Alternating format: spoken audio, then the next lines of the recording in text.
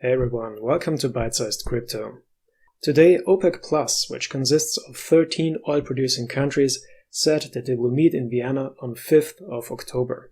The original plan was to hold a video conference, but now it will be in person, which you only do if there's something really important to discuss, such as big oil production cuts.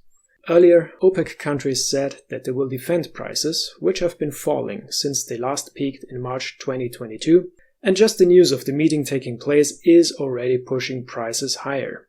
The question everyone keeps asking now is by how much OPEC will cut production. The Financial Times says it will be a reduction in output of at least 1 million barrels. Potentially, it will be significantly more. As to be expected, first reaction by Western governments were negative.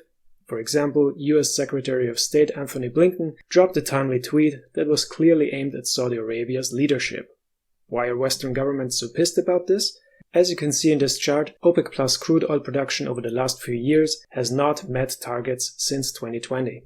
In fact, there is now a huge gap of about 4 million barrels per day. Add to that another cut by at least 1 million barrels, and you know why some people are getting nervous. What's more, to bring down oil prices, the US have been draining their strategic petrol reserves over the last months, bringing them to the lowest since 1984. The current program ends in October. Due to current developments, the US administration might be forced to extend the drawdown.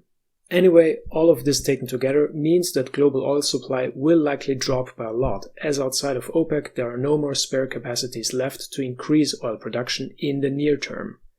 Also, if we zoom out some more, we can see that global crude oil production has still not reached the same levels as before the pandemic. All of this means that the world is short of oil. And this is a problem since everyone needs oil to run things, from transport to industrial production to agriculture. In yesterday's video, I was talking about protests taking place in 50 cities in the United Kingdom where people took to the streets because of high prices of living. That's why rising oil prices are bad news, as they will keep on pushing prices higher for everything else. This, of course, is a problem that will affect all of the Western countries, with Europe being hit first and the hardest. And on top of that, there is another debt crisis heading our way. But I will discuss that in my next videos, so make sure to subscribe and leave a like. See you in the next video.